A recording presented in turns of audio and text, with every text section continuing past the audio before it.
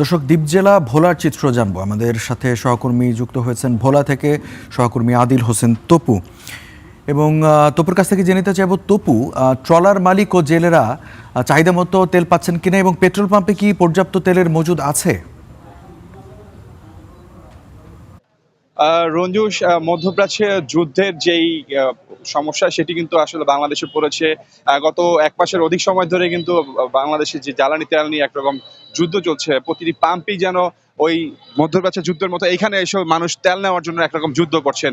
চাহিদা মতো কেউ কিন্তু ঠিক মতো সেরকম তেল পাচ্ছে না। ফলে যেই পাম্পগুলো আসলে তেলগুলো দিয়ে থাকে সেই পাম্পেই সবাই পেট্রোল পাম্পে মূলত ভিড় করছে এবং সেই ভিড়টি আমরা বেশি দেখছি। কিন্তু বাহিরে খুচরা বাজারে তেলের দাম অত্যাধিক বেশি থাকার কারণে মানুষ কিন্তু খুচরা বাজার থেকে না নিয়ে পাম্পেই ভিড় করছে।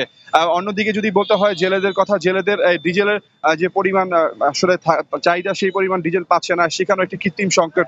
এর মধ্যে দিয়ে এই সংকটের কারণে কিন্তু পাচ্ছে না। আমরা একটু এখানকার যিনি পেট্রোল পাম্পের মালিক তার সাথে কথা বলতে চাই। আপনারা আসলে কি প্রক্রিয়ায় তেলটা দিচ্ছেন এবং এইখানে মানুষজন যে ভিড় কমানোর জন্য কি ব্যবস্থা নিয়েছেন?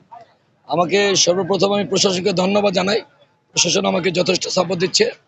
আমি প্রত্যেক গাড়িকে 200 টাকা অথবা 300 টাকার তেল দিচ্ছি, অথবা 2 লিটার তেল দিচ্ছি। আমাকে গতকালকে 3000 লিটার পেট্রোল, 3000 লিটার অক্টেন আর 3000 লিটার ডিজেল দিয়েছি।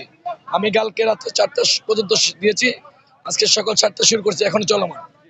শুনছিলাম এখানে পেট্রোল পাম্পের মালিকের কাছ থেকে তিনি বলছিলেন যে প্রশাসন যেই পরিমাণ তেল দিচ্ছেন সেই পরিমাণ দিচ্ছে, কিন্তু যারা এখানে তেল নিতে আসেন তারা বলছেন যে তারা যেই পরিমাণ তাদের চাহিদা সেই পরিমাণ তেল পাচ্ছেন না এবং বাহিরে খুচরা বাজারে কিংবা প্রান্তিক বাজারগুলোতে অনেক দাম অত্যাধিক বেশি থাকার কারণে কিন্তু তারা সেখানেও তেল অধিক দামে কিনতে হচ্ছেন। সেই ক্ষেত্রে এই যে যারা কৃত্রিম সংকট করছেন এবং এর মধ্যে এই সংকটের কারণে কিন্তু ভোলার বাজারে কিন্তু তেলের সংকট দেখা দিয়েছে। সম্প্রতি কিন্তু ভোলার দুটি গুদামে প্রায় 6000 লিটার ডিজেল কিন্তু জব্দ করেছে প্রশাসন ভ্রাম্যমাণ আদালতের মাধ্যমে। এবং যারা সাধারণ মানুষ তারা বলছেন যে তেলটি মজুত করে রাখা হয়েছে এবং এই ধরনের বিষয়গুলোকে আরো যদি বেশি করে প্রশাসনের পক্ষ থেকে ভ্রাম্যমাণ আদালত পরিচালনা করা হয়, হয়তোবা এই ধরনের সংকটটা কেটে আসবে। তখন সাধারণ মানুষ কিন্তু তেল নির্বিঘ্নে দিতে পারবে এবং তারা বাজার মনিটরিং এর বাড়ানোর দাবি জানিয়েছেন। তো সব মিলে বলা যায় যে উপকূলীয় জেলা ভোলার যারা বিশেষ করে জেলে রয়েছেন তাদের জন্য যদি এই ডিজেল সংকট দেখা দেয় বা বাড়তি থাকে, তাহলে হয়তো বা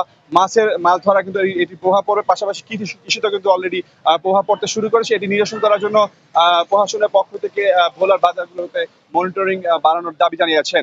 তো ভোলার পেট্রোল পাম্প থেকে এই ছিল আমার কাছে সর্বশেষ। রঞ্জু, তপু, আপনাকে ধন্যবাদ।